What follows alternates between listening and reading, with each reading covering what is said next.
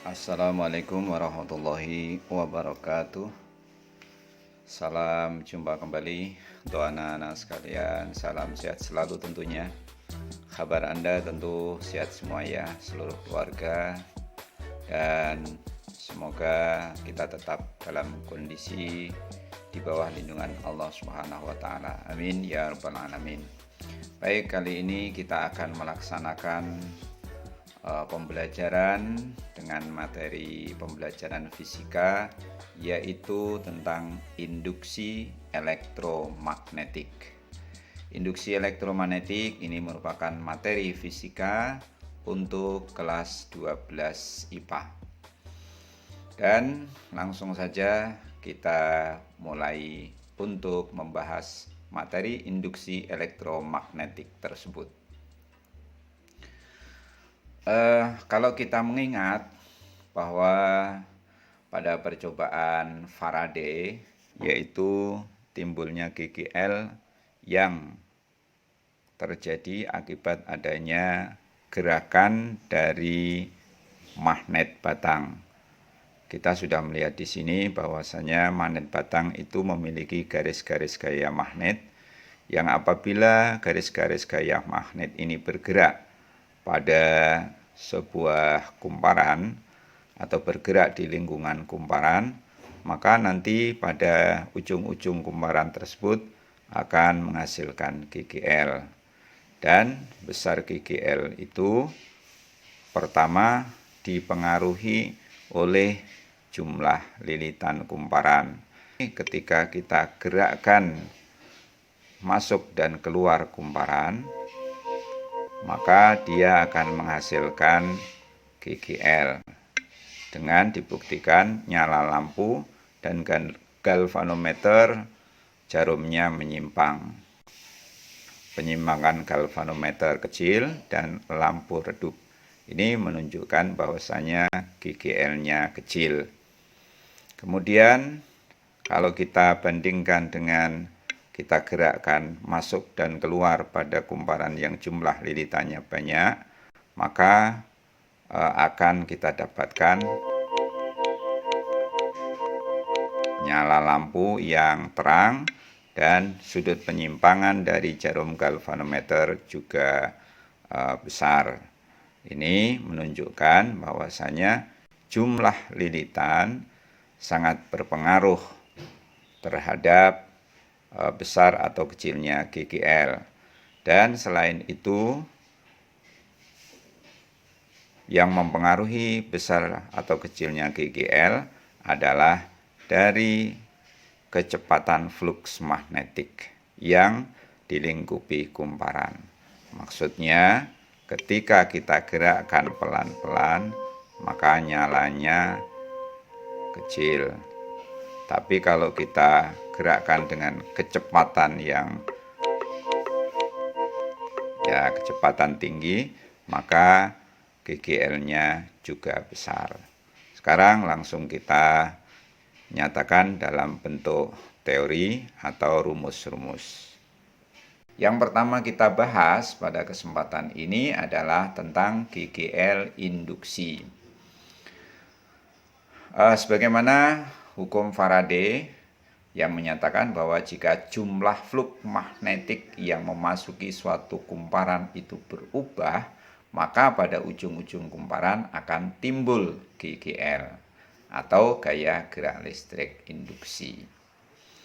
Dari pernyataan Faraday ini bisa dituliskan dalam bentuk rumus, yaitu epsilon sama dengan min N delta psi per delta T, dengan keterangan epsilon adalah GGL induksi yang satuannya volt, kemudian N adalah jumlah lilitan, sedangkan delta psi per delta T adalah kecepatan perubahan fluks.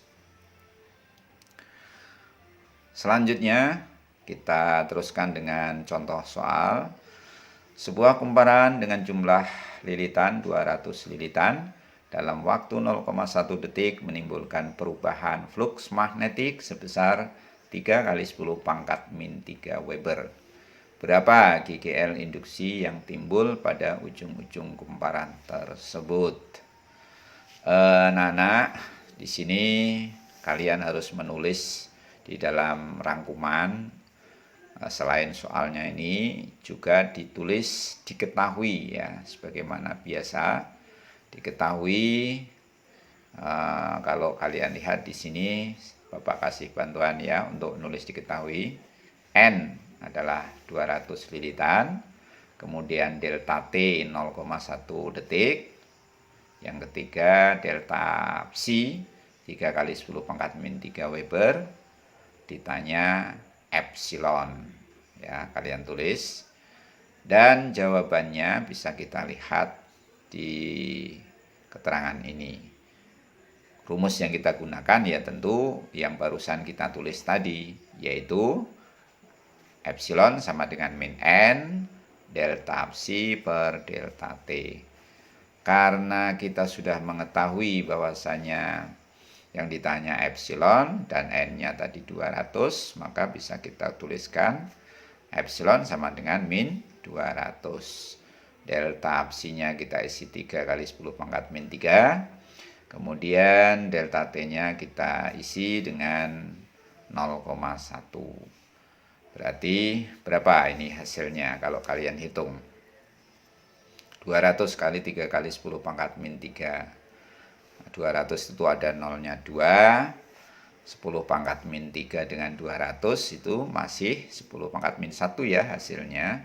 Sedangkan 2 kali 3 itu 6. Jadi di pembilangnya tentu 6 kali 10 pangkat min 1. Atau kalau dalam bentuk desimal 0,6 ya. Dibagi 0,1. Jadi 0,6 dibagi 0,1 hasilnya adalah 6 volt. Tanda negatif di sini menunjukkan bahwasanya GGL yang dihasilkan oleh adanya perubahan flux magnetik itu melawan penyebabnya. Ya, tanda negatif itu artinya seperti itu. Setelah kalian melihat contoh soal dengan penyelesaiannya, tentu anak-anak bisa menyelesaikan soal yang Bapak kasih. Soal pertama yaitu hitunglah jumlah lilitan kumparan jika dalam waktu 0,2 detik terjadi perubahan flux magnetik sebesar 4 kali 10 pangkat min 3 Weber. Sedemikian sehingga GGL induksi yang timbul pada ujung-ujung kumparan adalah 2 volt. Jadi di sini yang ditanya N ya. Silahkan diselesaikan, dan soal ini ditulis di buku tugas. Diselesaikan di buku tugas, jangan dicampur dengan catatannya. Terus kita lanjutkan lagi bagian kedua, yaitu hukum Henry yang menyatakan bahwa apabila arus listrik yang mengalir pada suatu penghantar berubah terhadap waktu, maka pada penghantar tersebut akan timbul GGL induksi diri yang dirumuskan dengan epsilon sama dengan min L delta I per delta T. Dengan keterangan epsilon adalah GGL induksi diri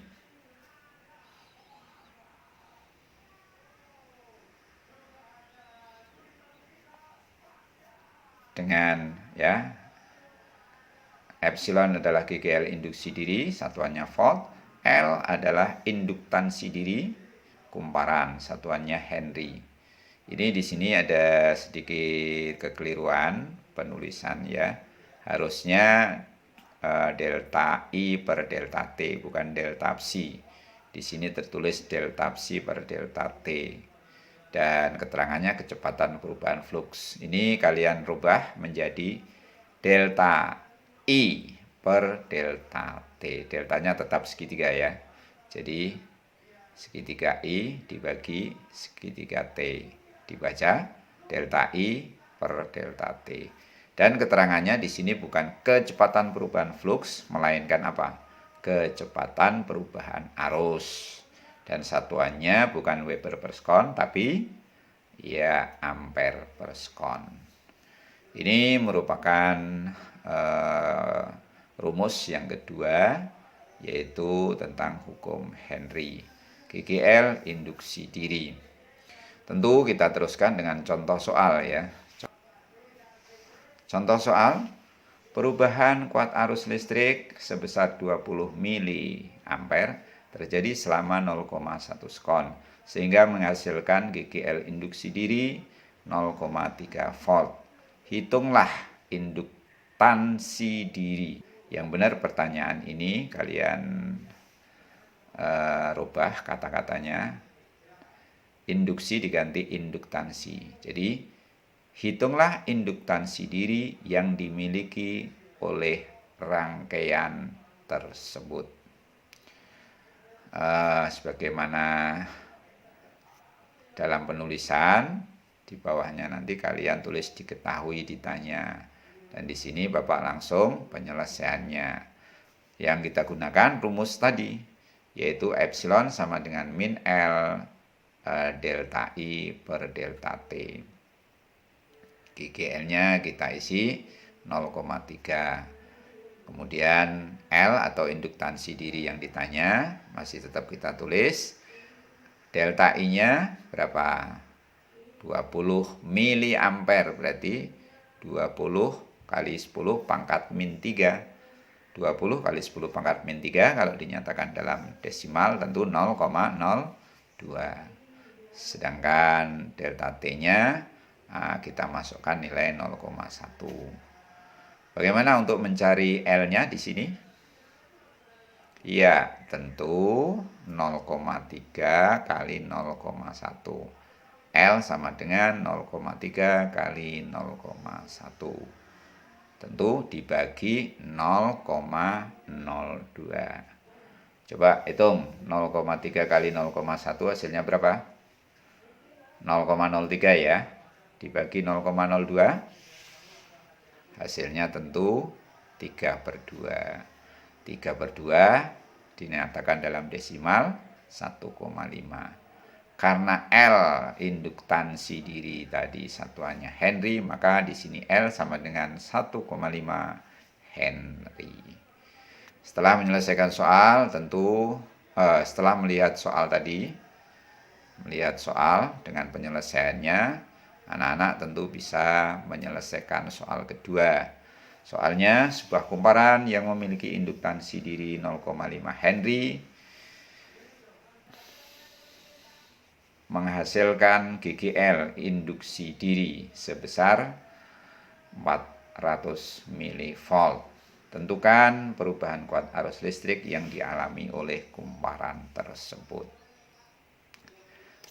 Tulis juga di buku tugas dan diselesaikan. Selanjutnya materi yang ketiga yaitu tentang induktansi diri. Besar induktansi diri sebuah kumparan sebanding dengan perkalian antara jumlah lilitan dan fluks magnetnya serta berbanding terbalik dengan kuat arus. Secara matematis dapat dituliskan dengan rumus L sama dengan N kali psi dibagi I. Dengan keterangan N-nya, ini N dulu yang ditulis ya, jumlah lilitan, sedangkan L induktansi diri, bukan induksi diri ini yang tepat. Ya, induktansi diri dengan satuan Henry. Sedangkan psi flux magnetik satuannya Weber dan I kuat arus satuannya ampere. Tentu akan kita teruskan dengan contoh soal. Contohnya, sebuah kumparan memiliki induktansi diri 0,8 Henry berada di dalam medan magnet yang memiliki fluks magnetik sebesar 5 mW. Apabila kumparan tersebut terbentuk terbentuk dari 20 lilitan, berapa kuat arus yang mengalir pada kumparan itu? Seperti soal sebelumnya, silakan tulis nanti diketahui di bawah soal ini. Juga ditanya. Nah, baru yang sekarang ini penyelesaiannya dengan rumus yang barusan kita tulis, L sama dengan N kali psi dibagi I. Dan kita masukkan L-nya 0,8, N-nya di sini 20 dan psi-nya adalah 5 mili Weber. 5 mili itu kalau dijadikan Weber tentu 10 pangkat min 3 ya. 5 kali 10 pangkat min 3. Terus kalau dinyatakan dalam bentuk desimal tentu 0,005. Ya, kemudian karena I ini ditanya, kita tuliskan. Bagaimana kita bisa mencari I-nya? Baik, tentu I-nya nanti adalah 20 kali 0,005 tadi dibagi 0,8. Coba 20 kali 0,005 berapa? Ya, I-nya tadi 20 kali 0,005 adalah 0,1. Coba dihitung ya, dicek lagi. Benar salah itu. Sedangkan sebagai penyebutnya tentu yang 0,8. Pecahan 0,1 dibagi 0,8 ini tentu sama dengan 1 dibagi 8 atau 1/8. I satuannya ampere. Jadi jawabnya 1/8 ampere. Selanjutnya soal ketiga harus kalian tulis di buku tugas dan nanti diselesaikan. Sebuah kumparan memiliki indukansi diri 600 mH. Kumparan tersebut tersusun dari 10 lilitan dan dapat menghasilkan kuat arus listrik induksi sebesar 400 mA. Tentukanlah besar flux magnetik yang dilingkupi oleh kumparan tersebut. Ya. Dan kita teruskan materinya bagian akhir, yaitu penerapan konsep induksi elektromagnetik. Sebenarnya ini kalau dikasih nomor 4 ya. Penerapan konsep induksi elektromagnetik itu yang pertama adalah pada alat seperti ini. Bapak yakin ya, kalian sering melihat alat ini. Apa ini nama alatnya? Tahu ya? Oke, namanya adalah generator. Yaitu alat yang bisa mengubah energi gerak menjadi energi listrik. Maka ketika kalian di rumah punya generator seperti ini, gerakannya dari dinamo itu digerakkan oleh BBM biasanya. Jadi ada motornya digerakkan oleh BBM, maksudnya bahan bakarnya ada. Nah, dari bahan bakar bisa menimbulkan gerak, dan energi gerak itu kemudian dirubah menjadi energi listrik. Sehingga kalau listrik di rumah kita mati, bisa kita hidupkan generator ini dan menghasilkan listrik. Penerapan yang kedua yaitu alat seperti ini. Apa namanya? Oke, namanya adalah dinamo. Beda ya dinamo di sini dengan generator. Kalau generator tadi merubah energi gerak menjadi listrik, dinamo kebalikannya. Dari energi listrik menjadi gerak. Maka biasanya dinamo ini kalau seperti gambar ini dinamo listrik namanya. Tentu digerakkan oleh listrik. Ketika disambungkan ke PLN, maka dinamo ini akan bergerak. Dan berarti kalau dinamo alat yang bisa merubah energi listrik menjadi gerak. Tentu anak-anak bisa mengambil contoh lain ya. Dinamo itu, contoh dinamo apa yang ada di rumah kalian. Ada yang punya kipas angin ya. Oke, kipas angin itu contoh dari dinamo, artinya perubahan bisa merubah energi listrik menjadi energi gerak. Contoh lain mixer ya, bor listrik, sugu listrik dan lain sebagainya. Dari listrik, energi listrik menjadi gerak. Untuk penerapan yang ketiga, yang terakhir, pernah lihat ya gambar seperti ini? Apa namanya? Di pinggir-pinggir jalan. Ya, trafo namanya. Trafo yaitu alat yang bisa merubah tegangan listrik, tegangan dan arus listrik. Kalau dia merubah dari tegangan kecil menjadi besar, namanya trafo. Iya, step up. Kalau merubah dari tegangan atau sumber listrik, tegangan dan arus listrik besar menjadi kecil, trafonya dinamakan trafo penurun tegangan, yang dalam bahasa ilmiahnya adalah step down, ya. Nah, demikianlah akhir dari pembahasan kita tentang induksi elektromagnetik. Sudah lengkap yang Bapak berikan, mulai dari percobaannya, kemudian teori dan rumus-rumusnya, contoh soalnya, kemudian soal yang harus kalian kerjakan, dan terakhir di sini adalah penerapannya. Semoga apa yang Bapak berikan materi ini bisa kalian serap dan menjadi ilmu yang insya Allah bermanfaat. Bapak ucapkan terima kasih atas kesungguhan kalian di dalam belajar daring ini. Dan terakhir, Bapak ucapkan wassalamualaikum warahmatullahi wabarakatuh.